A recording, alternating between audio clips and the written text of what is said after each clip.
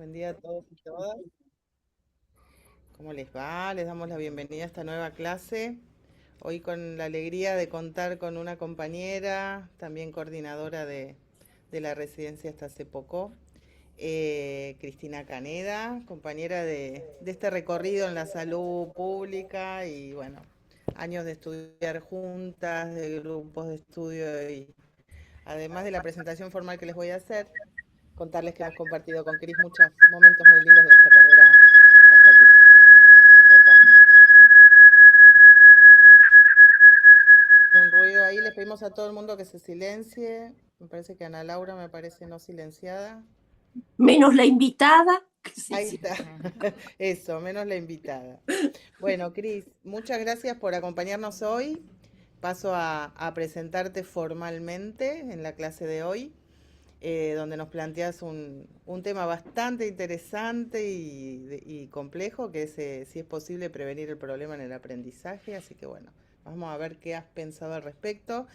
Les cuento que Cristina Caneda es licenciada en psicopedagogía, es psicopedagoga clínica en problemas de aprendizaje y orientación vocacional, es maestranda en psicología educacional de la UBA, es coordinadora y formadora de residentes y concurrentes del CESAC 10, área programática del Hospital Pena, hasta abril del 25. Fue docente de la carrera de psicomotricidad en la Universidad de 3 de Febrero, formadora postítulo docente en nivel inicial de matemática y lengua, Escuela de Capacitación de OSPLAT, CIE La Matanza, San Martín y Avellaneda, y es supervisora de equipos de salud y autora de diversos artículos. Así que bueno, Cris, con mucha alegría te damos hoy la palabra y te escuchamos. Bueno, chicas y chicos, muchas gracias por la presentación, por la invitación. Bueno, siempre, a ver, genera una tensión, obviamente, una presentación porque uno expone lo que piensa, ¿no? Pero para mí siempre es un gusto compartir con colegas, bueno, espacios de formación, de intercambio. Uno siempre se lleva una pregunta, o confirma las teorías que tenía. Así que bueno, agradecerles. Yo soy de las que me gusta escribir, por lo tanto me gusta leer, me da más, además me da más confianza en el sentido de depender del papel, pero voy a tratar de que sea una presentación lo más dinámica que se pueda. Yo no tengo problema que me interrumpan, que me pregunten, porque además voy a tratar de hacer un poco de historia, o sea, no puedo presentar lo que pienso hoy sin pensar lo que pensaba y cómo trabajaba hace casi 40 años o más cuando ingreso a un área programática. Bueno, vamos a hacer una introducción. Bueno, cuando pensé el título de la clase recordé que es un tema que me acompaña desde mis inicios cuando ingresé a un área programática en el año 1985 con una beca de capacitación cuyo título era Prevención, Diagnóstico y Tratamiento del Fracaso Escolar. Piensen ustedes que en ese momento las psicopedagogas en general formaban parte de los equipos de psicopatología, creo que excepcionalmente el Durán estaban en el equipo de pediatría, y se crean justamente en el 85 las áreas programáticas, que ya voy a pasar a presentar para las que no lo conocen, y se crean 5 becas.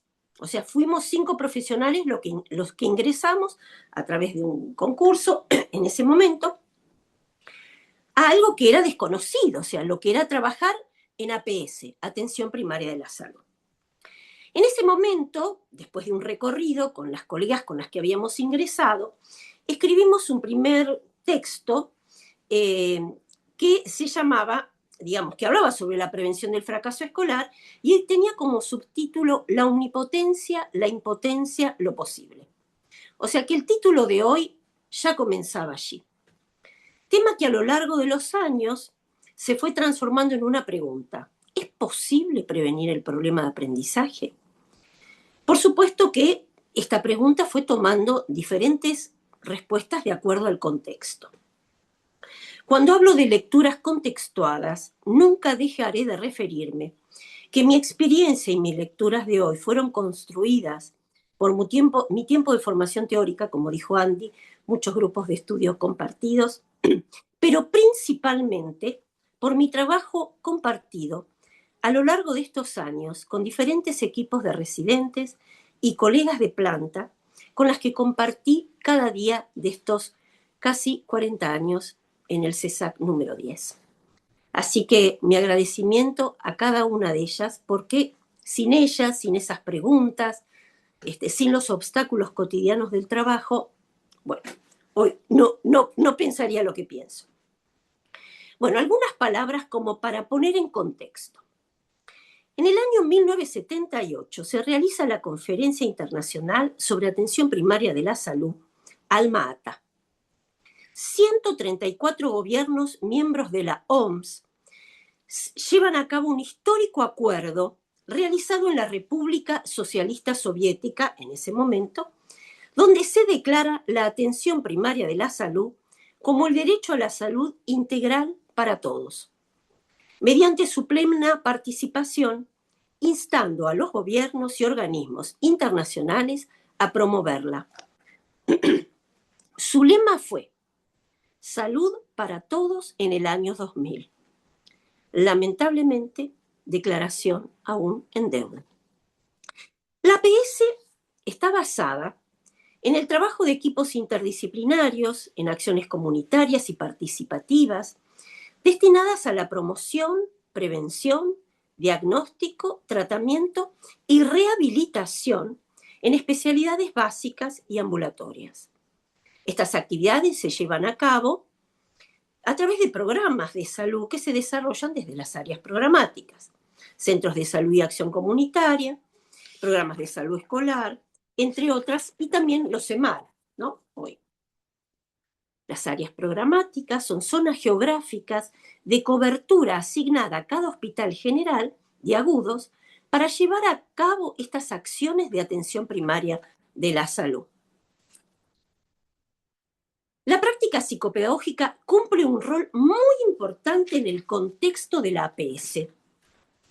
A diferencia de los equipos de psicopedagogía dentro de los servicios de psicopatología, el rol de la psicopedagogía en un área programática es trabajar en la promoción de la salud, la prevención y la asistencia clínica, donde la práctica interdisciplinaria es el eje central.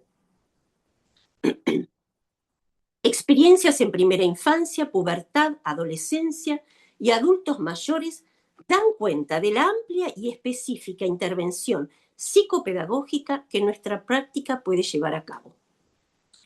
A lo largo de estos años he podido comprobar que una psicopedagogía clínica en APS es posible, interviniendo en los centros de salud, en escuelas, comedores, hoteles familiares, centros comunitarios, hogares de adultos mayores, sin perder la escucha singular. Interesantes experiencias en la pandemia pueden dar cuenta del importante rol que llevó a cabo la psicopedagogía desde el área de salud en un valioso trabajo comunitario e interdisciplinario. Personalmente, podría definir a la psicopedagogía clínica en prevención y promoción como de lo comunitario al sujeto y del sujeto a su comunidad. Vamos a hacer un poco de historia. Este tema me llevó a buscar textos escritos hace muchos años con equipos de concurrentes, cuando, ustedes saben, muchos años la categoría de la concurrencia previa a la residencia fue una instancia de formación muy importante que lamentablemente hoy ya no existe. Cuando ingresé al centro de salud, porque primero ingresé a un gabinete psicofísico escolar, después estuve un año en el Durán y en el 87 ingreso al CESAC 10. Recibíamos largas listas de derivación de niños en primer ciclo, principalmente primer grado. En la mayoría de los casos, la mitad de primer grado era derivado por problemas de aprendizaje. Piensen ustedes, entre 15, 20 niños, a veces derivados por problemas de aprendizaje, que según referían sus docentes, presentaban dificultades en el aprendizaje de la lectura, la escritura y la matemática. Cuando escuchábamos a sus docentes, a los padres y analizábamos las producciones de los niños y las niñas, podíamos interpretar que en su gran mayoría esas dificultades no no estaban asociadas a un trastorno o a un síntoma. En ese momento, las investigaciones realizadas por Emilia Ferreiro sobre el proceso de construcción de la lectura y la escritura, como las investigaciones posteriores sobre la didáctica de la matemática francesa, investigaciones que se replicaron aquí en la Argentina. Yo siempre digo, la investigación creo que fue del 95 de Delia Lerner y Patricia Sadowski sobre sistema de numeración, creo que es algo que, si bien ha pasado los años, realmente dio muchísima luz a lo que era la construcción del sistema de numeración. Bueno, esas investigaciones nos ayudaban a dar luz a esas demandas escolares. Buscando textos encontré un trabajo realizado en 1995 con mi equipo de entonces. Allí señalábamos que al conocer los procesos de adquisición de cada contenido escolar, los pasos por los que seguía el camino de la construcción de un conocimiento, nos permitía redefinir la dificultad, analizar las producciones de los niños, distinguiendo lo propio del proceso, del error constructivo como efecto del propio aprendizaje, a cuando se presentaba una dificultad que ameritaba una respuesta terapéutica. Hablo de este contexto porque pasó mucho tiempo y tenemos que pensar cómo se piensa hoy el problema de aprendizaje. Recuerdo talleres mensuales con docentes. Era realmente una situación ideal, chicas. Había comenzado la democracia, había mucho deseo realmente del trabajo comunitario. Nosotros recibíamos una vez cada 2 meses todos los maestros de primer grado del distrito y hacíamos talleres de formación sobre los procesos de adquisición de los niños. Asistían los maestros al centro de salud. Esto permitía redefinir la derivación y en algunos casos resolver el problema en el aula, acompañando y reflexionando junto al docente, realizando talleres de juego y aprendizaje. En el año ya 88 comenzamos con los talleres de juego y aprendizaje. Allí los niños descubrían todo lo que sabían sin saber lo que sabían. O sea, se le daba categoría de saber a esa producción. Y detrás de esas hipótesis, demostrar que había pensamiento. Los docentes podían identificar como conocimientos y saberes a las producciones de sus alumnos. Fue también el trabajo con padres que, al brindarles información sobre los procesos, ayudó a comprender cómo aprendían sus hijos y despatologizar el aprendizaje. El trabajo con docentes, directivos, con los niños, padres, permitió en ese momento redefinir el problema de aprendizaje y prevenir el fracaso escolar, entendiendo el fracaso escolar en ese momento como la repitencia, el pasaje a enseñanza especial o excepcionalmente la deserción. En ese momento pensábamos que el fracaso escolar sucedía cuando se convencía al niño y a la familia que no podía. A través de las diferentes intervenciones, entrevistas, talleres con docentes, evaluaciones de niños, talleres de juego y aprendizaje, pudimos evaluar cómo descendían las derivaciones y demandas y por ende el fracaso escolar. Como señala Perla Selmanovich, una práctica entre varios. O sea, la práctica entre varios permitió realmente descender las demandas. En ese momento, el significante problema de aprendizaje se le otorgaba el sentido de la época, por causas sociales, familiares, didácticas e institucionales. Piensen que hoy ya de fracaso escolar casi no se nombra esa palabra, ¿no? Es un significante contextuado a la época. Recuerdo también los graditos de recuperación dentro de las escuelas, experiencias que realmente fueron muy importantes y que lamentablemente fueron desapareciendo. Han pasado los años. Hoy, al visitar una escuela, al escuchar a los docentes y directivos, nos comunican otras realidades, atravesadas principalmente por la incertidumbre. Hoy nos encontramos con otras familias, otras infancias, pero casi la misma escuela. El contexto actual nos exige una escucha y un análisis profundo, complejo. sobre cómo se presentan las familias y las infancias y cómo llevan adelante los docentes sus prácticas. Parecería que hoy la psicología genética, la didáctica, las investigaciones socioeducativas, las neurociencias, son marcos teóricos que en la mayoría de los casos no nos alcanzan para comprender las nuevas presentaciones de las infancias en las escuelas. Voy a cerrar acá porque se escucha el tren. Infancias y adolescencias hoy, ¿cómo se presentan? Voy a leer un pequeño párrafo de una novela que estoy leyendo, Hamnet, de Maggie O'Farrell, que dice así: el pequeño se sienta en el suelo con las piernas estiradas y deja caer las hojas solemnemente en un cuenco de madera, de una en una, y después las revuelve con una cuchara. Ella presta atención a la sarta de ruiditos roncos que salen de la boca del niño mientras revuelve. Oca, que es hoja. Isi, que es Elisa. Opa, que es sopa. Y dice, las palabras existen si se sabe escuchar.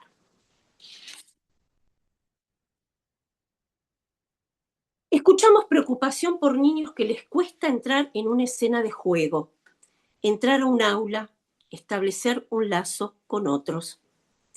Niños con importantes dificultades en el lenguaje expresivo y comprensivo, en el dibujo, en el juego, la imagen mental, procesos de simbolización fundantes para todo aprendizaje escolar. Otros niños de 10 y 11 años que aún no han podido adquirir la lectura y la escritura. Hace unos años la pregunta, padres y adolescentes desesperanzados con lo que la educación puede ofrecer. Hace unos años la pregunta vocacional era, ¿qué estudio? La pregunta hoy es, ¿para qué estudio? Los juegos de apuestas los hace soñar por unos minutos en resolver el futuro. Sueños que se desmoronan rápidamente, pero una vez más, la última, esta vez sí. Algunos jóvenes nos piden caminos cortos con resultados rápidos y exitosos. YouTubers, Instagramers. La ilusión de carreras cortas que den dinero rápido, casi sin esfuerzo. A veces nos encontramos con jóvenes que les cuesta transitar un camino, esperar, detenerse, pensar, equivocarse, frustrarse. Nos piden garantías en un mundo de incertidumbre, un mundo que poco los aloja, un mundo que poco está pensando en ellos. Pero tan preocupante también son las consultas por niños más pequeños, niños y niñas con la mirada perdida, que no encuentran cómo alojarse en el otro. Se presentan con juegos estereotipados, con escenas de angustia descontrolada. Gritos que no encuentran una escucha posible. Gritos que no encuentran quien pueda descifrarlos. Gritos solitarios. Al decir de Elga Fernández en su texto Los últimos restos de un mundo inapelable, señala: un mundo donde todavía existiera alguien a quien dirigirse, algo que esperar de la dirección, un lazo, por mínimo que fuera, entre el grito y una escucha posible. Un lazo entre el grito y una escucha posible. Adultos desconcertados, adultos sufriendo, que nos entregan a sus hijos sin saber qué hacer. Adultos tan tomados por sus propias incertidumbres que no pueden descifrar lo que sus hijos tratan de decir. Adultos queriendo escaparse de la función, pero no por irresponsabilidad, sino por imposibilidad. Cuando un padre o una madre acuden a pedir ayuda, algo han podido escuchar, observar. Algo no encaja. Preocupados por un hijo que no puede entrar en una serie de pares, queda por fuera, desalojado de los lugares que sus padres y docentes esperan. y cada vez más niños y niñas. Cada vez más pediatras que eligen la especialidad de pediatría del desarrollo. Y yo que pensaba que evaluar el desarrollo de un niño no exigía una especialidad, que pensaba que era parte del proceso de evaluación de un pediatra. Nos piden evaluaciones para arribar a un diagnóstico. Nos solicitan test estandarizados, coeficiente intelectual, técnicas neurocognitivas, para indicar terapias que traten el trastorno. Es ahí cuando escuchamos historias de incertidumbre. Piden a los profesionales un nombre al sufrimiento, un diagnóstico, una palabra que cierre tanto dolor. Y allí aparecen las categorías, los números, el DSM-4, el DSM-5, un mismo nombre para muchos, trastorno del espectro autista. Pero el sufrimiento es singular. Es ese de ese niño y de esos padres, que amerita una clínica con la puesta al tratamiento de un problema, de un síntoma, que no es lo mismo que un trastorno o una condición. El problema es que en la mayoría de los casos con el diagnóstico de trastorno, todo lo que le sucede a ese niño se explica y justifica a partir de ese nombre. Le pasa esto porque es TEA. Le pasa esto porque tiene TGD. Busco el significado de espectro. En una de sus tantas acepciones leo: conjunto amplio que va de un extremo a otro. Abarca desde casos leves hasta casos severos. En esa amplitud, ¿cómo se ubica ese niño, esa historia? Por supuesto me dirán que esos diagnósticos los piden las obras sociales, son necesarios para habilitar los tratamientos. Pero el problema no es solo la palabra. El problema es el tiempo, el cuándo aparece, cuándo se le da casi una identidad a ese diagnóstico. O sea, este es el punto que para mí es fundamental. El problema no es el diagnóstico, es cuándo aparece el diagnóstico, en qué momento se pone ese diagnóstico. Lo voy a seguir desarrollando. Nos dicen que diagnosticar tempranamente garantiza mejor pronóstico. No creo que sea así en la mayoría de los casos. Un tiempo para escuchar, para observar, para detectar, para intervenir. Yo hablo de esperar interviniendo. Dar un tiempo para arribar a un diagnóstico, pero como punto de llegada, que no es lo mismo que un punto de partida, a los 2 o 3 años. Y esto lo vamos a ir viendo, o sea, ¿qué quiere decir punto de partida o punto de llegada? Diagnósticos tempranos como resultado de cuestionarios, técnicas estandarizadas, que pueden brindar datos muy importantes, pero no suficientes. Desearía que el título del libro de Gisela Untoglich, Los diagnósticos en la infancia se escriben con lápiz, fueran siempre así. A veces se escriben con tintas indelebles que son difíciles de borrar, dejando marcas que dan identidad a lo largo del tiempo. Esta diversidad de diagnósticos en las infancias conlleva nuevos modos de presentación de las dificultades de aprendizaje. Cada vez más ameritan más integraciones y más acompañamientos. No niego que hoy más infancias se presentan de manera más sufriente. Según el último estudio publicado por la CDC, la Organización Científica de Estados Unidos para la Salud, 1 de cada 36 niños es autista. Esta es una publicación que leí en Página 12 el día 18/6 del 26, que era el Día del Orgullo Autista. La verdad que no sabía que existía ese día, el 18 del 6, Día del Orgullo Autista.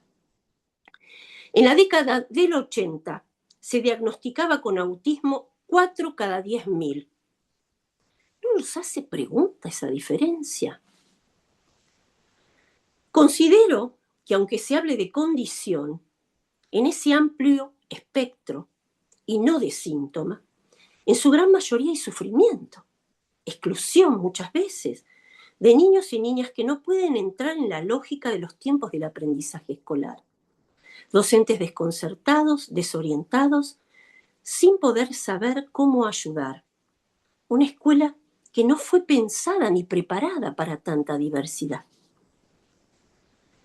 La interpretación del problema de aprendizaje a lo largo de los años fue cambiando entonces. Antes se leía desde educación como fracaso escolar.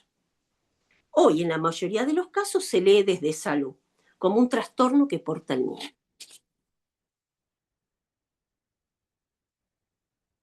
Nuestras infancias nos exigen hoy más que nunca tempranos modos de intervenir para prevenir, que no es lo mismo que diagnosticar tempranamente.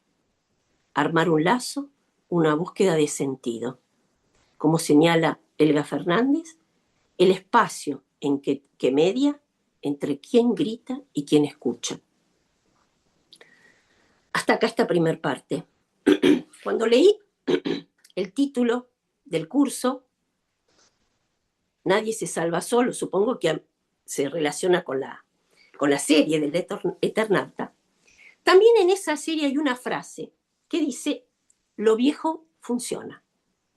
Y yo lo voy a poner en pregunta. ¿Lo viejo funciona? ¿A quién le dirigimos la pregunta? Hasta acá alguna pregunta si quieren, porque ahora empiezo en otra etapa de la presentación. No sé si hay alguna pregunta. Bueno, seguimos. En estos tiempos creo que es necesario volver a detenernos en viejos conceptos y descubrir que tal vez nos pueden seguir dando una guía, una luz para entender las infancias de ayer y de hoy. El concepto de series complementarias, creado por Freud en su conferencia de introducción en psicoanálisis 1916-1917, puede seguir dándonos, creo yo, un marco de referencia. Las series complementarias nos explican, de alguna manera, por qué diferentes sujetos, transitando hechos traumáticos similares, presentan modos singulares de expresarlos. Las series complementarias explican que los síntomas son el resultado de la interacción de 3 factores y no de causas aisladas. 1. Factores hereditarios, genéticos y congénitos. Vivencias y experiencias de la vida intrauterina. 2. Experiencias infantiles, principalmente vividas desde el nacimiento hasta los 5 o 6 años. Y 3. Factores desencadenantes. O sea, tenemos los factores genéticos hereditarios de la vida intrauterina. Tenemos las experiencias vividas hasta los 5 o 6 años y tenemos el factor desencadenante. Un poquito de agua. Estos factores interactúan entre sí y nos permitirían comprender por qué un mismo síntoma diagnóstico no puede ser leído ni tratado de la misma manera. Las series complementarias le dan singularidad al sujeto y rompen con la idea de la causalidad. Ante un mismo diagnóstico o hecho traumáticos, nos encontraremos diferentes modos de presentación del padecimiento y por ende del tratamiento. No sé si ustedes están viendo en Instagram, yo le dedico un tiempo al Instagram porque realmente aporta, he descubierto un montón de cosas. La venta y el ofrecimiento hoy de profesionales de la psicopedagogía vendiendo cuadernillos, ¿no? Para justamente tratar problemas en la lectura, en la escritura, en la matemática. Y lo que yo estoy viendo que son cuadernillos universales para problemas individuales. O sea, el mismo cuadernillo para todos. Interpretar el lugar de lo biológico, lo congénito, la historia familiar, la trayectoria escolar, el hecho desencadenante. Las series complementarias pueden darnos una lectura profunda y singular del problema de aprendizaje. Me parece hoy más pertinente reeditar esta referencia, porque allí podríamos encontrar parte de las coordenadas para evaluar, tratar y, ¿por qué no?, intentar prevenir algunos de los problemas de aprendizaje. Por supuesto que nosotros, como, al menos yo, como psicopedagoga clínica, el psicoanálisis me aporta elementos muy importantes. Por supuesto que tenemos otros contenidos y saberes para evaluar el problema de aprendizaje, pero esto nos puede dar algunas coordenadas.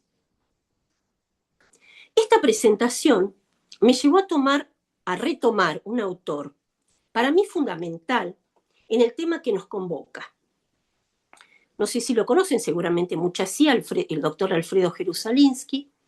Él fue, bueno, uno de los creadores de el Centro Lidia Coriat, hoy FEPI, y la verdad que tiene textos muy interesantes, clases muy interesantes, y voy a presentar más adelante una investigación que él hizo en Brasil sobre justamente estos factores para detectar problemáticas en el desarrollo. En una de sus clases, Alfredo, la clase se llama ¿Cuáles son las condiciones previas para una verdadera inclusión familiar, social y escolar de los niños con problemas en el desarrollo? Dice así: ocurre que para lograr el establecimiento de igualdades es necesario atravesar los áridos territorios de las diferencias. Es necesario analizar las formas resistenciales a las que aparente aceptación de las leyes sobre inclusión social y escolar han dado lugar, creando una ilusión de participación que en una vasta cantidad de casos en realidad perpetúan alguna forma de no inclusión, de discriminación. Jerusalinsky señala algunas de las condiciones previas para una verdadera inclusión familiar, social y escolar. Pensémoslo, o sea, yo al leer el texto lo pienso como condiciones e intervenciones tempranas necesarias en la constitución de un sujeto. Presentaré dos que me parecen muy importantes. O sea, creo que en el contexto que estamos observando y escuchando de las infancias, hoy más que nunca amerita a intervenciones cada vez más tempranas. Digo, pensando en la escritura del texto de 1995, donde trabajábamos con niños de sala de 5 y primer grado, hoy la realidad nos muestra que las intervenciones tienen que ser cada vez más tempranas. Él habla de dos funciones. Una función de reconocimiento. Señala que los cuidados de una madre a su bebé no deben ser considerados procedimientos.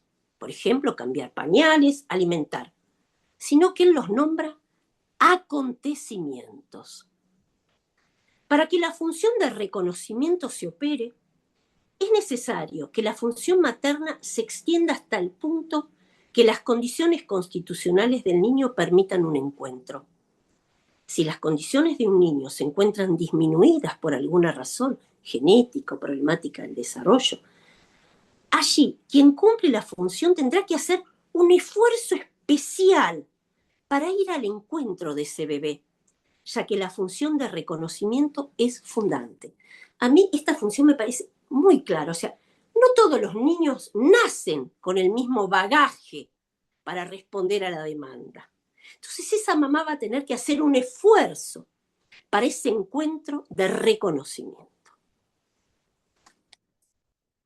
Seguramente esta función de reconocimiento, creo yo, y después lo vamos a ver, se reeditará en otros encuentros, sobre todo en el aprendizaje.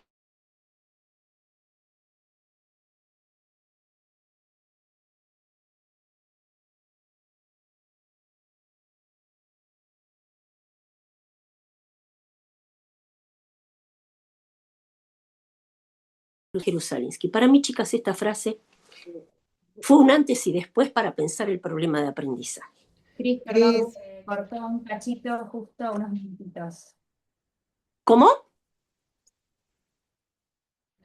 Que se había cortado, Cris, si podés repetir la frase, la ¿Cómo última no? frase. Este segundo aspecto que él toma en cuenta es lenguaje como memoria externa. Dice, el lenguaje, origen del sujeto, tiene una función fundamental en la cuestión de la inclusión y de la exclusión. Y señala, lo que yo decía es que para mí, cuando yo leí esta frase hace muchos años, fue un antes y después para comprender el problema de aprendizaje. Y dice así, cuando uno se encuentra con un problema en el aprendizaje, la producción del niño no se encuentra representada en el saber atesorado en el lenguaje y en el discurso. Y esto es, respecto a ese saber, el niño no se encuentra representado. Algo falla en la representación de sí en el campo del saber.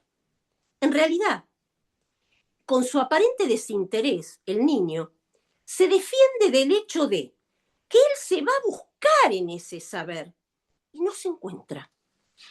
Y cuando uno no se encuentra en un lugar imaginariamente, cuando uno no se encuentra en algún trazo, en algún signo en el que pueda reconocerse, uno se retrae. A esto me refería yo a la redición del reconocimiento. Cuando uno se busca en un saber y no se encuentra reconocido, uno se retira, se retrae. Y ahí empezamos a ver cómo un niño empieza a alejarse de ese encuentro con el conocimiento. Considero que es fundamental conocer los procesos y tiempos de constitución subjetiva en la infancia.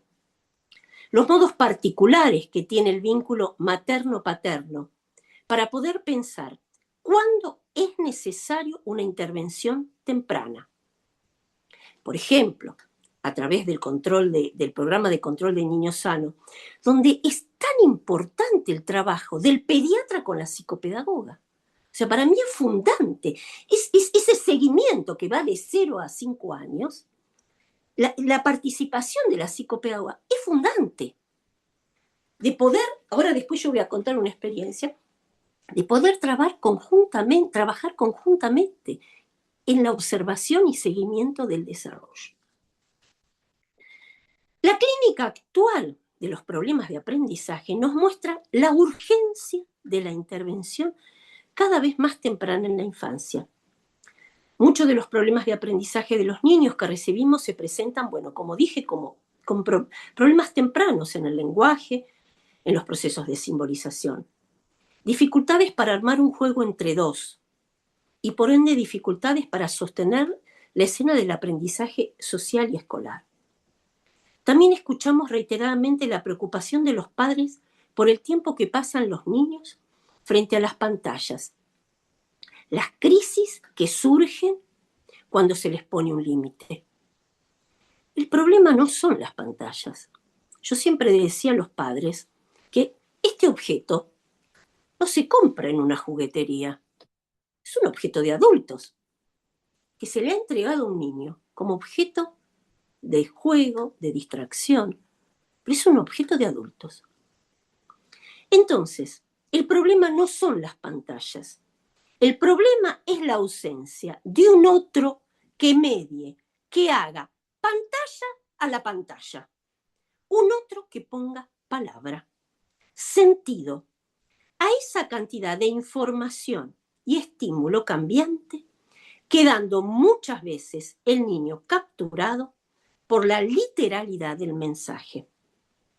Sabemos las dificultades en el sueño, en la alimentación, niños que solo comen si están capturados por la pantalla, y también dificultades en el desarrollo psicomotor, pero principalmente dificultades en el vínculo con otro. En esta línea quisiera compartir con ustedes una investigación realizada por el doctor Alfredo Jerusalinski en Brasil. Se realizó en el año 2012, titulada Investigación multicéntrica de indicadores de riesgo clínicos para el desarrollo infantil. El IRDI, Indicadores de Riesgo del Desarrollo Infantil, se encuentra en Internet fácilmente. Es muy interesante porque él habla de 14 indicadores a tener en cuenta como indicadores de riesgo para la detección temprana. El IRDI, bueno, es un instrumento construido con el objetivo de facilitar la detección, especialmente en la consulta pediátrica, de acompañamiento del niño durante los primeros 18 meses de vida, de riesgo para su desarrollo psíquico. Y sus resultados permitieron verificar, esto dice el texto, que un conjunto determinado de 14 síntomas psíquicos, cuando se presentan entre el tercer y cuarto año de vida, independientemente de que se presenten en conjunto o individualmente, permiten concluir que ese niño se encuentra en riesgo psíquico estructural. Riesgo psíquico estructural. La investigación señala que los descubrimientos ocurridos en las últimas décadas relativos a la neurotransmisión y la neuroplasticidad cerebral otorgaron un fundamento indiscutible a las tesis psicoanalíticas sobre el valor estructurante de las experiencias infantiles de los primeros tiempos de vida. Y continúa. La maduración, el crecimiento y especialmente el desarrollo dependen de procesos de formación de la vida psíquica o son extremadamente sensibles a ellos. En la investigación, Jerusalinsky señala 4 ejes que balizan los procesos necesarios para la constitución de un sujeto. Me gusta esta palabra. Balizan los procesos necesarios, orientan, dan luz, dan guía. Dice, 1, a ver cómo vamos de tiempo, suponer un sujeto. Anticipación realizada por la madre o el cuidador de suponer allí un sujeto en el bebé, aunque aún no se encuentre allí constituido. O sea, cuando una mamá le habla al bebé, creo que en portugués se dice mamá meses, ¿no? Estas cosas que uno le dice al bebé, suponiendo ahí un sujeto aunque todavía no esté constituido como tal. Encuentro de júbilo de la madre a través de las palabras dirigidas al bebé y que el bebé intentará responder con lo que se espera de él. 2. Establecer la demanda de un niño. Son aquellas primeras reacciones involuntarias que presenta el bebé al nacer. Llanto, agitación, succión de la lengua, que necesitan ser interpretadas por la madre como un pedido que el niño hace de ella, ¿no? ¿Quién mejor que esa mamá o cuidadora que le da palabra, ¿no? Tiene hambre, tiene sueño. El bebé no dice nada, pero es la mamá la que pone ahí el sentido y el significado de lo que ese bebé trata de decirle. 3. Alternar presencia-ausencia. Son las acciones mínimas donde la presencia materna se va transformando por sustitución en la presencia-ausencia de un objeto real, fundantes para el surgimiento de las funciones simbólicas. Recordemos, ¿no?, el juego del carretero. Y 4, por último, función paterna. Registro paulatino que el niño va adquiriendo de la presencia de un orden de cosas, orden que puede ser transmitido por la madre, ese lugar tercero, que es generalmente atribuido a los papás o a quien cumple la función. Ese orden toma para el niño y también para la madre la forma de reglas y normas, como es el papel estructurante del no.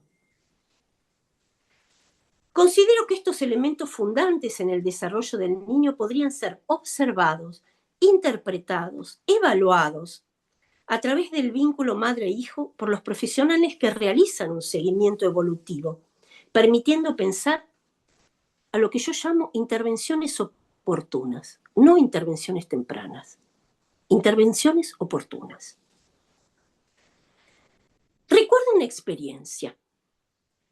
El equipo de residencia de psicopedagogía participaba de la consulta pediátrica del programa de control del niño sano.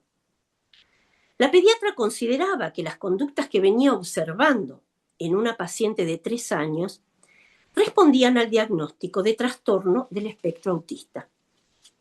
Como intervención, la psicopedagoga sugirió que la niña participara de la juegoteca semanal del CESAC, coordinada por psicoanalistas y psicopedagogas. Lo interesante de esta intervención fue que la pediatra podía participar del espacio de la juegoteca. Fue así que a lo largo de los meses fue observando y evaluando los cambios significativos que fue mostrando la niña. Cómo pasó de un juego solitario a un juego con otros. Cómo se dio la aparición del ¿dale qué? De un soliloquio a un lenguaje dirigido, intencional. De poder sostener la mirada a la demanda del otro, a su nombre, al llamado. Una madre que consulta, una pediatra que detecta, una orientación interdisciplinaria, la intervención oportuna y una espera para arribar a un diagnóstico, pero con intervención temprana, y un espacio de juego coordinado por especialistas, permitió que esos indicadores no se transformaran, como dice Alfredo Jerusalinsky en su investigación, en síntomas conclusivos. El trabajo que las coordinadoras de la juegoteca pudieron hacer con la madre, quien también iba observando los cambios, fue fundamental. Esta intervención temprana permitió que su pediatra repensara el diagnóstico y pronóstico de la niña. Aquí, la intervención temprana, no el diagnóstico temprano, funcionó preventivamente.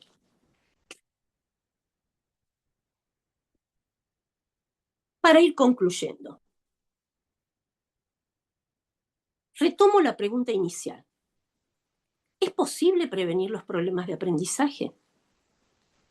Creo que una última aclaración para poder responder. Creo que hay que diferenciar entre prevención específica de prevención inespecífica. La prevención específica son acciones dirigidas a evitar un problema concreto. Por ejemplo, la vacuna Sabin para evitar la poliomielitis, ¿no? Esa es una prevención específica. La prevención inespecífica. Acciones que no previenen una enfermedad, pero pueden bajar el riesgo de su aparición. Programas de seguimiento, por ejemplo, del desarrollo del niño, a través de la promoción del lenguaje, del juego, de la lectura, reducir tiempos de pantallas, espacios de crianza, para que el niño tenga mejores condiciones en su desarrollo. Y aquí retomo parte de un escrito del 2017, que como verán es una pregunta que me acompaña hace tiempo, que dice así: la idea de prevenir en salud apunta a evitar la aparición de una enfermedad. O sea, ese es el concepto. Si yo prevengo, desaparece, me adelanto, evito la aparición de una enfermedad. Según el diccionario García Pelayo, de 1989, era evitar, prever, conocer de antemano, advertir, informar, avisar. Todas esas acciones asociadas a la prevención. Prevenir sería estar advertido de aquello que puede producir un síntoma, una enfermedad. Nos habla de un modo de saber anticipado. Yo te avisé, ¿no? Yo te aviso que si vos no haces esto y esto, se supone alguien capacitado sobre un saber que puede decir saber cómo evitar un problema. Vuelvo a decir, una cosa es la prevención específica, que realmente la ciencia ha comprobado que no. El ejemplo de las vacunas creo que es más que claro. El problema es qué se espera de la prevención de los problemas de aprendizaje. Si quien interviene desde el lugar de prevenir al otro se arroga un saber y tiene la ilusión que al advertir o informar al otro podemos evitar, controlar toda eventualidad, todo fracaso, nosotros fracasamos. Ahora, si estos espacios clínicos con padres, docentes, niñas, niños, nos permiten reflexionar, cuestionar la consistencia de algunos diagnósticos, hablar sobre los padecimientos, desmistificar algunos saberes, historia por historia, y así poder soportar lo inevitable, pero también asombrarnos de lo imprevisible, de lo por construir, de lo por venir. La prevención es una de las intervenciones imposibles si creemos que nos da la garantía de evitar todo síntoma o trastorno. Pero sí es una de las intervenciones posibles si creemos en un espacio de observación, de escucha, de seguimiento y de intervención oportuna. Para terminar, retomo dos frases que señalé. Una, la de Maggio Farrell, que dice: las palabras existen si se sabe escuchar. Y la de Elga Fernández: el espacio entre quien grita y quien escucha. Nos invito a poder participar de ese espacio, de ese lazo entre quien grita y quien escucha. Hasta acá. Hermoso, Cris, hermoso. Bueno, abrimos el espacio al intercambio.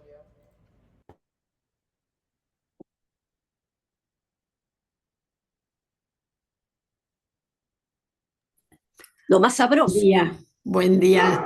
No, ¡Hola, Mirta! eso, quería decir nada más que siempre es un placer ¡Ay, qué amor! escucharte, es un placer.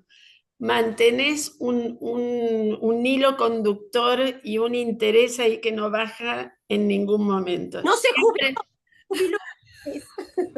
No, siempre es un placer. Eso quería decir nada más. Es como una cosa así redondita que decís, qué bueno qué lindo que habla Cristina. ¿Puedo ser tu amiga? ¿Viste? Te toco. Ahí, te toco. Bien. Gracias, gracias.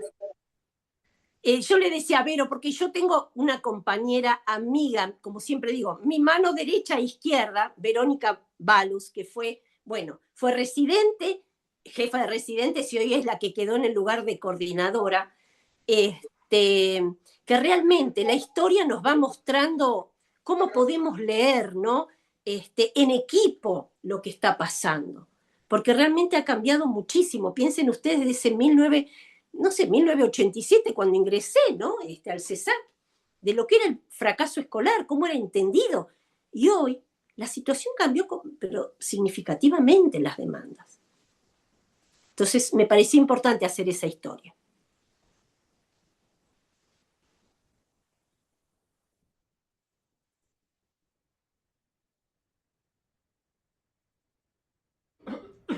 Sí, historia compartida, ¿no? Mirta y Cris venimos caminando desde aquellas épocas. Bueno. Sí, acá le contaba al equipo que Mirta, bueno, con Mirta fuimos el primer equipo que hubo acá en el Centro 13, allá por el 80 y pico. Bien, se nos caen unas cuantas sotas, pero bueno, Mirta fue concurrente junto conmigo en el año 88, 89 vinimos. Sí. Ay, no. Bueno, cuando estaban las concurrencias tan valiosas. Bueno, y después compartimos el grupo con Delia, ¿no? Exacto, con Delia Lerner, sí, sí. Qué maravilloso, qué maravilloso, qué maravilloso. Sí. Bueno, preguntas, comentarios, vi muchas caras así, las veía a varias con cara de así aceptación y reconociéndose un poco en el discurso de Cris. Así que las invito a compartir experiencias, a comentarios, a preguntas también, si hubiera. ¿Puedo decir algo? Hola, Elba. Hola, hola, hola, hola, un gusto escucharte. Cristina, como siempre, bueno, y todas las ponencias del CESAC 13 son interesantes y las seguimos todos los años. Así que gracias, Andrea, y a todo el equipo también. No, me parece que estamos llenos de la necesidad impuesta por relaciones de poder, epocales, históricas, en la medicina, en la psicología, en todos los ámbitos de poner etiquetas. Y la etiqueta es terrible, me disparó para todo lo que escuché eso, es terrible en el sentido de que la escuela también, y he transitado muchísimos, 32 años en escuela, el docente nos pide, o a veces los equipos de orientación también, ¿qué tiene? ¿Qué tiene este nene? Entonces digo, este trabajo de prevención y dar respuesta a la intervención y no poner la etiqueta como una construcción social que está entramada en estas relaciones de poder. Hablando de poder de nosotros podemos, pensar en cómo aprende este niño, Exacto. claro, cómo no aprende y cómo aprende y qué aprende, y ver los procesos, hasta inclusive en las correcciones que uno ve en los cuadernos de muchos de nuestros niños, que el proceso está perfecto, está pensado y uno puede pensar desde un trabajo metacognitivo, ¿cómo lo pensaste? ¿Qué hiciste? ¿Cómo llegaste hasta aquí? Y esto me parece que sería interesante. Y la respuesta, a lo mejor por un numerito, por no sé qué, ya está cero, mal.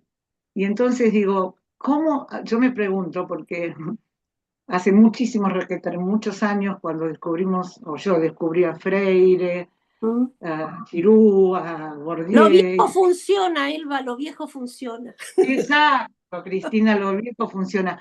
Cuando yo quería romper desde la escuela con toda una modalidad un pensamiento crítico y demás, y es difícil, y fue difícil, y sigue siendo difícil. Así que creo que tenemos que unirnos estos espacios, perdón que ocupe tiempo, pero estos espacios me parecen interesantes para poder pensar, y quienes trabajan, yo ya no estoy trabajando en escuelas, pero quienes trabajan en escuelas y desde algún costado meterse en eso, o las instituciones que estamos trabajando también, hacer red y poder cambiar algunas de estas cuestiones. Me pasa que en algunas supervisiones ocurren, pero ¿tiene dislexia o no tiene dislexia? ¿Pero tiene TEA o no tiene TEA? Y un poco es eso que vos habías dicho antes, Cristina, un poco de observar, esperar, prevenir algunas situaciones, me parece que es fundamental, y dar respuesta luego, más adelante, a las intervenciones que estamos haciendo con la escuela, con los padres, con la comunidad. Bueno, en fin, te agradezco mucho, Cristina, a todos. Bueno, Elba, bueno, esta pregunta de qué tiene es una pregunta que todas psicopedagogas hemos recibido en algún momento. Sí, sí, ¿Cómo pasar del qué tiene al qué le pasa? claro. Y una vez le pregunté a una maestra, digamos, que ¿para qué le serviría a ella saber qué tiene? Para saber Sí, qué puede y qué no puede. Y ese es el problema, que el diagnóstico limita. Eso no quiere sí, decir que uno no pueda hacer observaciones clínicas, hipótesis claro, diagnósticas, pero yo creo que eso tiene que llegar después de la intervención, porque no claro, sé realmente el pronóstico hasta que no intervengo tempranamente. claro, claro, Intervenir, darle tiempo a la intervención y ahí tal vez pueda llegar a un diagnóstico. Por eso yo cambio los tiempos. Por eso me parecen intervenciones tempranas, no, intervenciones oportunas, porque a veces este diagnóstico temprano evita o es, digamos, mejor pronóstico. Yo no lo sé. Yo lo que creo que hay que escuchar, observar e intervenir. Esperar interviniendo. Y después ver cómo ese... Piensen ustedes, digamos que la construcción subjetiva de un niño no se da hasta la pubertad, algunos dicen, adolescencia, digo, hay un claro, tiempo. Esto no niega de que no haya niños realmente graves y cada vez más, ¿verdad? Porque no lo vamos a negar y que son necesarios algunos diagnósticos, pero a mí lo que me preocupa es el exceso de diagnóstico, tan claro, temprano. sí, los 2 años. Por eso es lo que a mí me preocupa. Yo no niego de que haya niños realmente que se presenten de una manera muy sufriente, pero a veces pienso que muy tempranamente se diagnostica. Puedo estar equivocada, no digo que no, es una pregunta que me hago. Gracias. No, por favor.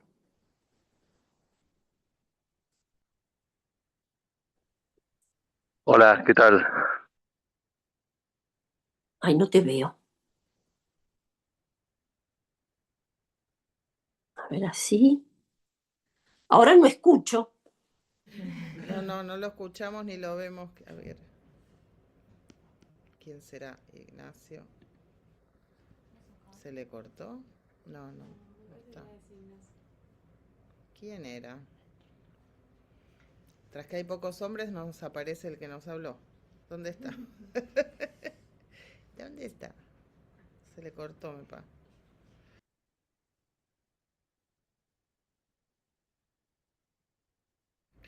Ahí va, ahí va. Espera que se había salido y vuelve.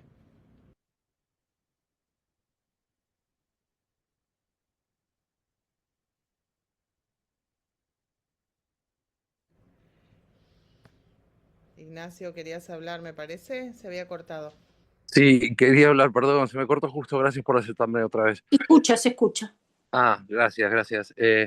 Cristina, la verdad que, nada, tu exposición, tu relato, nada, como que me mantuvo atrapado como uno de los mejores libros que he leído en los últimos tiempos, eso me gustó mucho, por un lado, pero hay algunas cuestiones en las que me quedé pensando y, y tienen que ver un poco también con esto que decías vos de intervenir mientras estamos en la espera, y me parece que eso también como que forma parte un poco responde un poco a una modalidad también de prevención, por un lado, y por el otro, esto que decías en cuanto a, a lo que pasaba en las escuelas, esto que lo viejo sirve, también me parece que tenemos que poner un poco, focalizar un poco, más que nada en preguntas acerca de esta escuela como que sigue ofreciendo hoy cierto modo de institucionalización que, que guardan mucho todavía de lo que tiene que ver con el normalismo. Y eso también me parece como que eh, me parece importante para tener en cuenta en cuanto a esto que decía recién, sobre la prevención de los problemas de aprendizaje. Y sí, yo creo que ese es un... Mira, yo hace muchos años ya, ¿se acuerdan? Bueno, de clases que daba Vaquero. Me acuerdo de una clase en el Durán, creo, de esto les digo, pero hace muchísimos años. Y él justamente cuestionaba el tema de la gradualidad, ¿no? Esta cosa del primer grado, segundo grado, tercer grado. Obviamente que hay ciclos, pero es un tema también, ¿no? Yo me acuerdo, un psicoanalista decía, el Sí, niño discúlpame, Cristina, y también cuestionaba esto de la educabilidad del sujeto. Es cierto lo que decís. y hay un psicoanalista que decía, el niño tiene derecho a detenerse, ¿no? Tiempos. Yo, por supuesto, insisto, también hay un texto que escribí hace unos años sobre los tiempos en la escuela. Todo está, digamos, graduado, ¿no? Clasificado las evaluaciones, los tiempos. Por supuesto que en esos tiempos también son importantes de orden, de formación. La gradualidad puede ser de otra manera, pero también es cierto que hay niños que necesitan un poco más de tiempo, ¿no? Miren, yo puedo dar cuenta, fui testiga de niños que repetían hasta 4 grados primer grado. Yo lo vi, ¿sí? Y se pasó a otro, ¿no? A otro modo de intervenir. Pareciera que es difícil encontrar, yo no digo que sea fácil, encontrar los mejores modos, ¿no? Para la diversidad que se está presentando en las escuelas. No debe ser fácil, ¿eh? Claro, pero por ahí pienso, Cris, que lo que está en jaque, y creo que todos a esta altura ya sabemos, es la enseñanza, ¿no? La pregunta es por la enseñanza, porque lo que venimos hablando, para abarcar una diversidad en un aula, hay que tener una enseñanza planificada para la diversidad. Y Exacto. romper con lo homogéneo, aún si lo tenés en grados, y la verdad es que los diseños curriculares hoy contemplan las agrupaciones flexibles, la posibilidad de hacer distintos tipos de configuraciones, de aula, de propuestas, de representaciones, de presentación, ¿no? Como lo que plantea el DUA, el diseño universal de aprendizaje, y creo que eso me parece interesante analizar, por qué razón es tan difícil mover la enseñanza a esos lugares. Y bueno, en muchas investigaciones hablan de las teorías implícitas de los docentes, la mirada de homogeneizar, a la que tendemos consciente o inconscientemente muchas veces, o sea, sin que uno lo busque. Pero, pero esto que hablaba Ignacio de la normalización, ¿no? Y las preguntas muchas veces tienen que estar ahí. Nosotros muchas veces discutimos en el equipo la cuestión de los diagnósticos y bueno, si tiene o no tiene, quién define qué tiene, quién da el diagnóstico categórico, en qué nivel eso se presenta, si ese es en un nivel, primer nivel de atención o en segundo. Y muchas veces nos quedamos con, o por lo menos elegimos, me parece, ver la respuesta a la intervención y después decidir. O sea, no decidir Exacto, antes de una respuesta a la intervención, es decir, bueno, un tiempo de trabajo que nos permita ver cuánto se pueden exacto, movilizar esos modos. Si esos modos se empiezan a mover, es un escenario. Si se muestra con mucha resistencia a movilizarse a pesar de la intervención, es otro escenario. exacto. Y a veces nos damos, si podemos, nos damos ese tiempo. Pero viste que hoy también está el significante CUD y lo que habilita el CUD.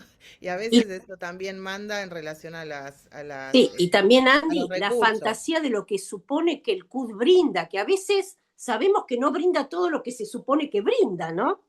Garantizar tratamientos y demás. Bueno, la realidad nos muestra. Sí, no, Ahora, inclusive con significantes que circulan, como que por ejemplo sin el CUD la obra social no cubre acompañantes. Y no es verdad, pero exacto. sin embargo circula así, entonces por algo circula así.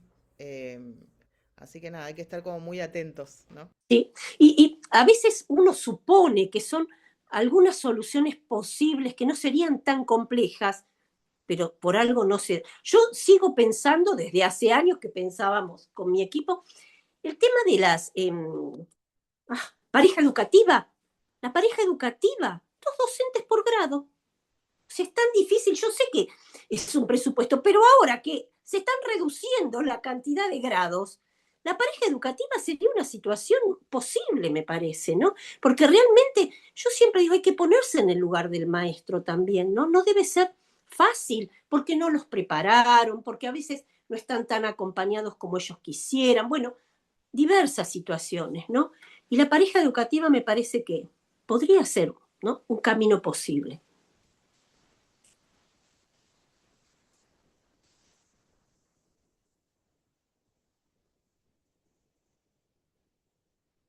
Pero bueno, coincido con vos, Andy, esto de la intervención oportuna, la intervención temprana, que no es lo mismo que diagnóstico temprano.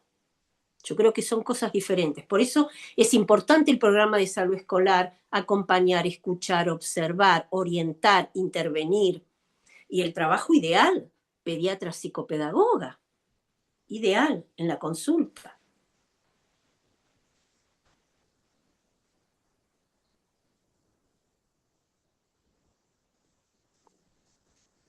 Perdón, hasta el doctor Fegerman, que, bueno, del Garrahan, en su momento decía que los diagnósticos deberían ser en los problemas o desafíos de los aprendizajes neuropsicopedagógicamente. Me quedo bien con lo psicopedagógico, ¿no? En uno de sus libros está escrito. Bueno, eh, en fin. Y además los tiempos de constitución y de desarrollo. Bueno, Jerusalinsky hablaba de la neuroplasticidad, ¿no? El tiempo que hay que darle a la infancia. Y eso no quiere decir esperar, es intervenir oportunamente, ¿no?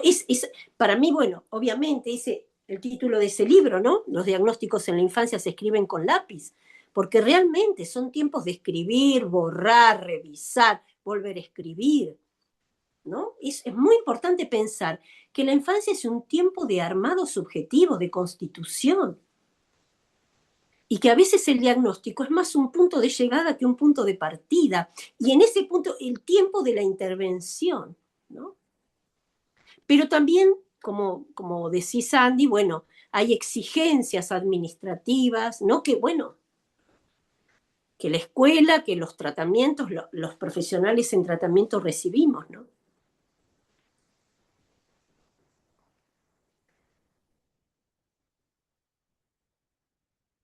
Bueno. Seguimos dando espacio para quien quiera comentar. Hola, ¿se me escucha? ¿Se escucha, Cris, ahí? Sí. ¿Ahí se escucha?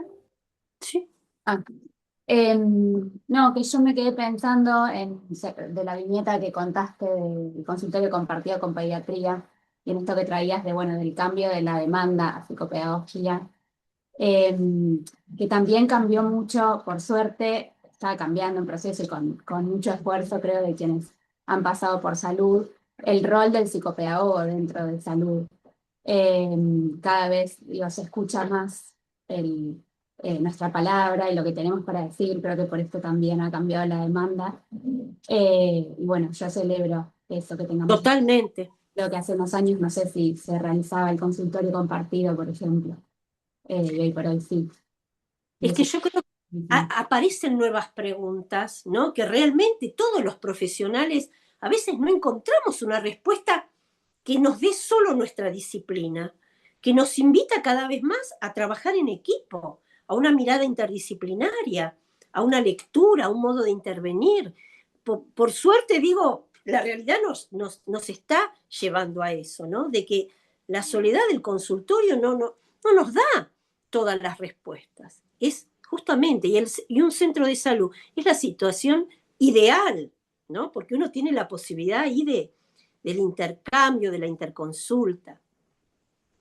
Sí, sí, así como traías esto de la dupla pedagógica en educación, digo, bueno, en salud, la dupla pedagógica, pero con otras interdisciplinas también Claro. es Bueno, como fundamental. dice Perla Selmanovich, una práctica entre varios, cada vez más. Gracias.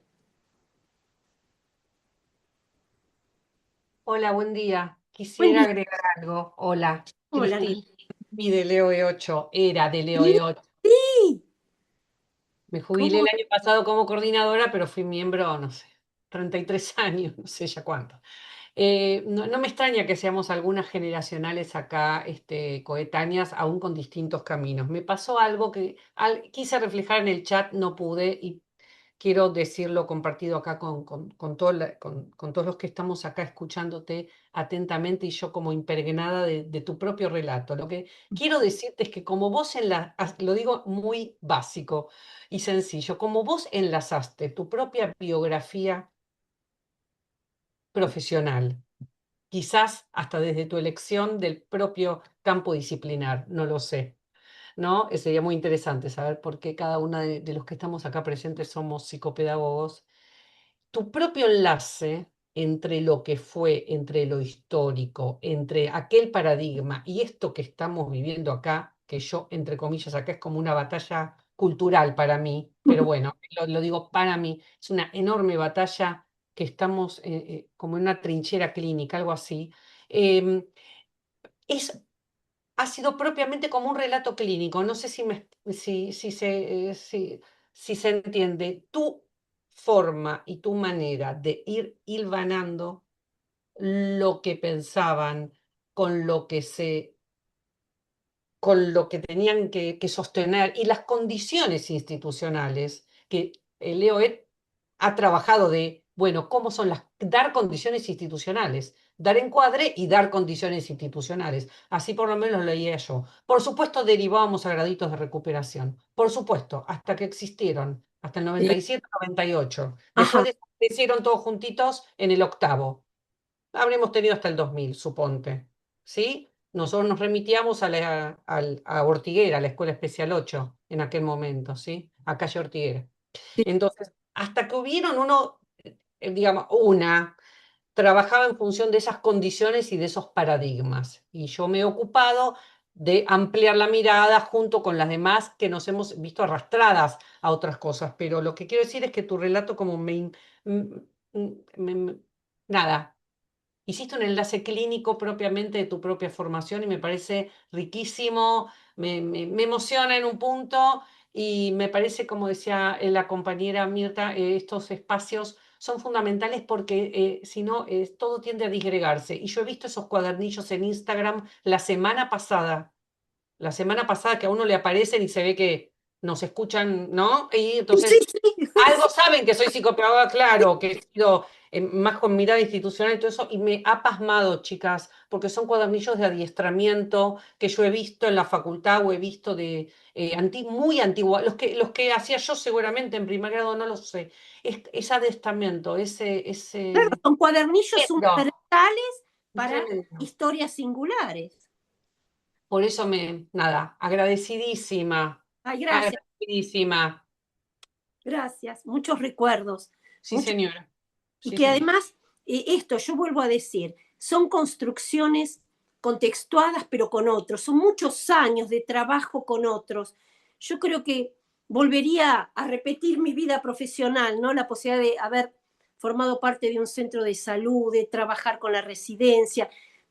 Ellos, ¿no? Los residentes me ayudaban a mí a pensar cosas que yo no pensaba, y las preguntas, ¿no? Bueno, es eso, justamente pasar de un estado de menor conocimiento a un estado de mayor conocimiento, realmente es una construcción con otros, compartida. Esto no fue solo llegar a esta escritura, no es, ¿no?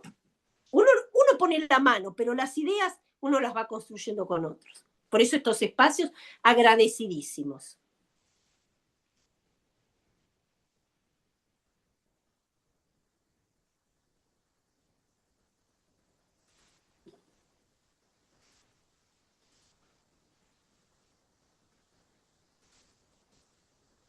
Bueno, me gusta que hayan recibir los comentarios, son muy importantes también para uno, porque bueno, uno lo hace con mucha pasión, ¿no?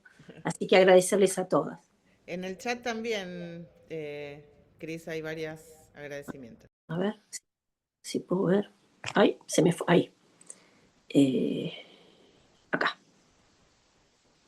Como lo plantea Terigi, las trayectorias escolares, ese texto excelente. Siempre retómenlo cuando puedan. Si acá se ven los comentarios. Gracias. Y mi nueva compañera de planta acá, Cris, que acá te la presento. ¡Ay, ¿dónde está? Ayer la vi en una Acá la foto. tengo, acá la tengo. Ay, Estamos. Hola, Cris. Tu ex residente. Hola, ¿cómo estás? Muy bien. Emocionada un poco escuchándote. Fui una de las últimas camadas que tuve el placer de compartir con vos y si bien hay cosas que ya fui escuchando Flor, y coincido con todo lo que se están devolviendo. Muchos El años. público se renueva, decía siempre. Siempre. Así que bueno, gané un concurso hace poquito y la verdad que nada, es todo muy nuevo, pero ya te lo dije, pero quería agradecerte que gran parte de hoy estar acá es gracias a vos y la transmisión que siempre Ay, qué tuve la amor. fortuna de poder formarnos con vos. Así que gracias, Cris. Gracias, Te Flor. quiero. Sin ustedes, ¿qué hubiera hecho yo? Gracias. De verdad.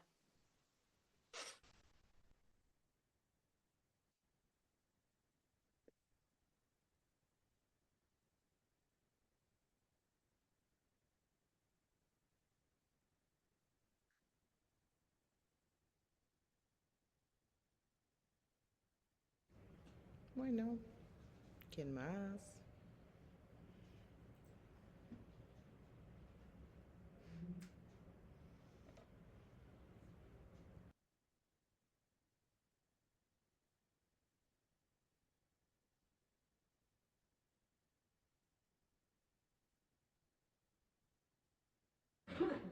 Ana, ¿no querés decirlo en voz alta? Ana, acá estoy leyendo, sí. Un minutito, voy a ver una cosita, ya estoy, un segundito.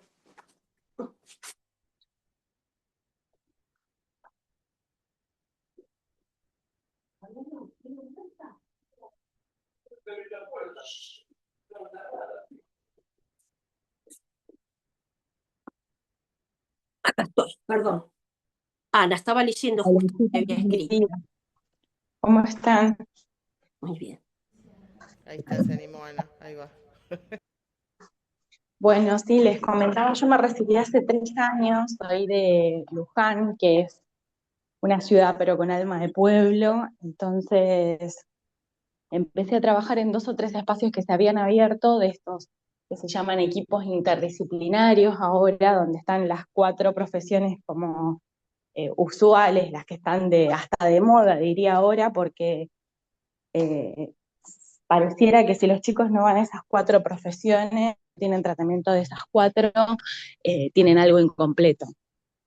Y el trabajo era completamente en soledad porque era cada cual en su consultorio recibiendo al chico en un horario que tenía que terminar a los 45 minutos, todo como con una estructura que la verdad es que no pude sostener.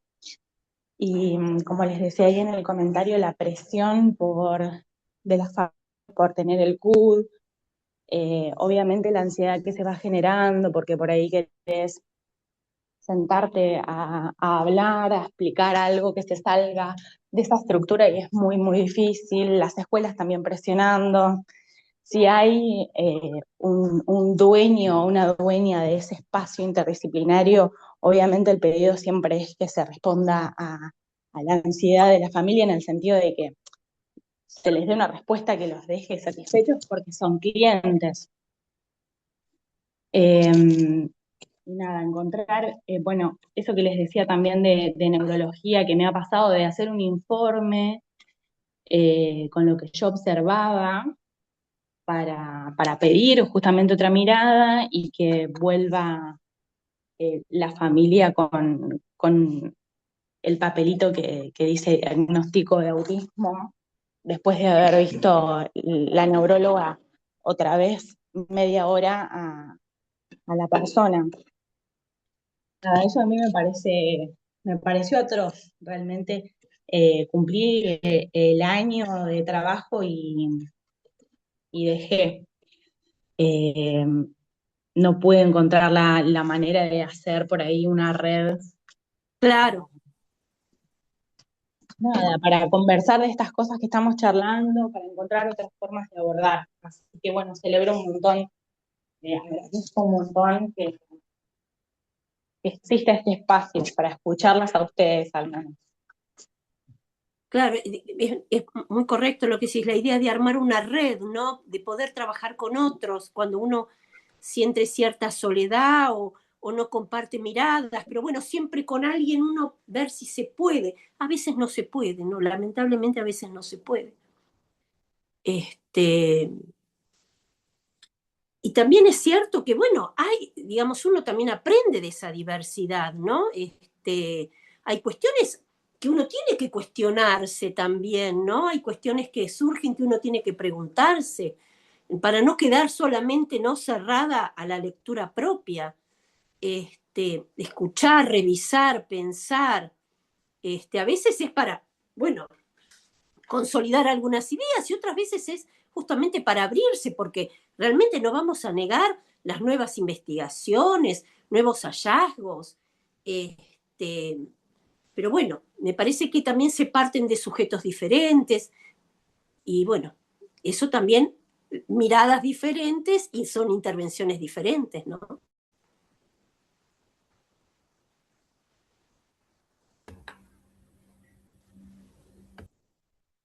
Gracias por compartir, Ana, tu experiencia.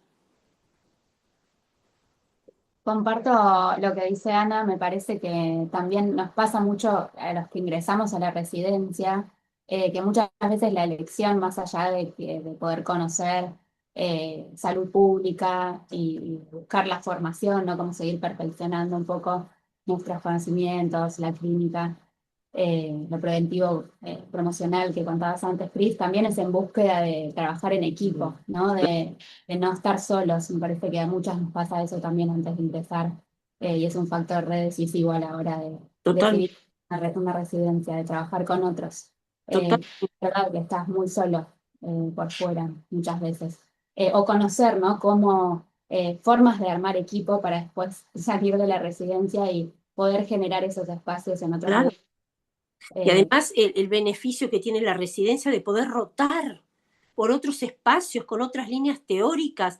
Yo siempre les digo, es un momento único el de poder atravesar la formación a través de una residencia, porque es eso, es tener su lugar de base, pero también la posibilidad de formarte y escuchar otras miradas, otras lecturas, y después hacer la propia integración, ¿no? Después de construir el propio lugar profesional. Sí, totalmente. Sí, compartimos acá en equipo.